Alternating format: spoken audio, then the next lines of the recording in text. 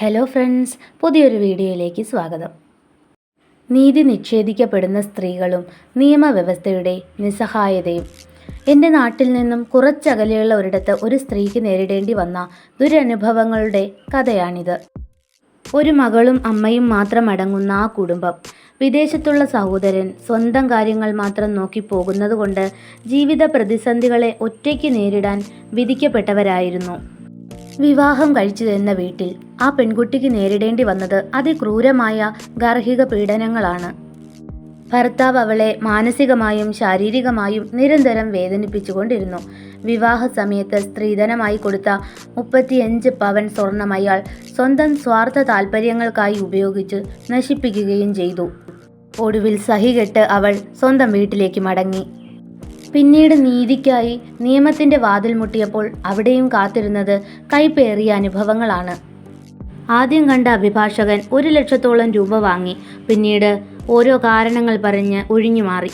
രണ്ടാമത് കണ്ട അഭിഭാഷകന് 50,000 രൂപയോളം നൽകിയിട്ടും അദ്ദേഹം കേസ് ഉപേക്ഷിക്കാൻ ആവശ്യപ്പെട്ടു.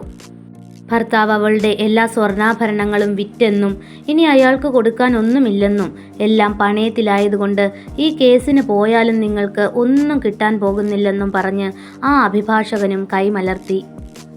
ഈ 2 അഭിഭാഷകരും ആദ്യം നല്ല മോഹന വാഗ്ദാനങ്ങൾ നൽകുകയും കേസ് എളുപ്പത്തിൽ ജയിക്കാമെന്ന് ഉറപ്പു നൽകുകയും ചെയ്തിരുന്നു. എന്നാൽ പിന്നീട് അവർ പണം കൈക്കലാക്കി ആ കേസിൽ നിന്നും പിന്മാറി.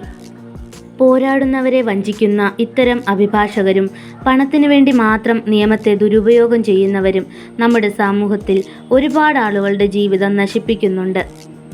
ഇതൊരാളുടെ മാത്രം അനുഭവമല്ല. നീതി നിഷേധിക്കപ്പെട്ട് ചൂഷണം ചെയ്യപ്പെടുന്ന അനേകം സ്ത്രീകളുടെ നേർക്കാഴ്ചയാണ്. നിയമത്തെക്കുറിച്ച് എല്ലാവർക്കും അറിവുണ്ടായിക്കൊള്ളണമെന്നില്ല. അതുകൊണ്ട് അവരെപ്പോലെയുള്ളവരെ പറ്റിക്കാൻ ഇവർക്ക് എളുപ്പവുമാണ്. നിയമപരമായി ജയിക്കാൻ സാധ്യതയുണ്ടായിരുന്ന ഒരു കേസിൽ പോലും നീതി ലഭിക്കാതെ വരുമ്പോൾ സമൂഹത്തിൽ നീതി നഷ്ടപ്പെട്ടു പോകുന്ന ഒരു അവസ്ഥയാണ് നമ്മൾ നേരിടുന്നത്. ഇങ്ങനെ ഒരു അവസ്ഥയിൽ ചോദ്യം ചെയ്യാൻ ആർക്കും കഴിയുന്നില്ല. എല്ലാ അഭിഭാഷകരും ഇങ്ങനെയാണ് എന്നല്ല പറയുന്നത്. എങ്കിൽ പോലും നീതി നടപ്പാക്കേണ്ടവർ തന്നെ അത് നിഷേധിക്കുമ്പോൾ പണവും സ്വാധീനവുമുള്ളവർ നിയമങ്ങളെ തങ്ങളുടെ ഇഷ്ടത്തിനനുസരിച്ച് ഭരിക്കുന്നു. സാധാരണ ജനങ്ങൾക്ക് നീതി നിഷേധിക്കപ്പെടുന്നു. ഒരിക്കലും ഇങ്ങനെ സംഭവിക്കാൻ പാടില്ല. നിയമം എല്ലാവർക്കും ഒരേപോലെ ആയിരിക്കണം. പണം കൊണ്ട് തെറ്റുകളെ ന്യായീകരിക്കുന്ന ഒരു സമൂഹമാണ് വളർന്നു വരുന്നതെങ്കിൽ, ഇനിയും ഇതിൽ മാറ്റം വന്നില്ലെങ്കിൽ തീർച്ചയായും നമ്മുടെ സമൂഹത്തിൽ അനീതികൾ കളിയാടുക തന്നെ ചെയ്യും. അതിക്രമങ്ങൾ വർദ്ധിച്ചു കൊണ്ടിരിക്കുക തന്നെ ചെയ്യും.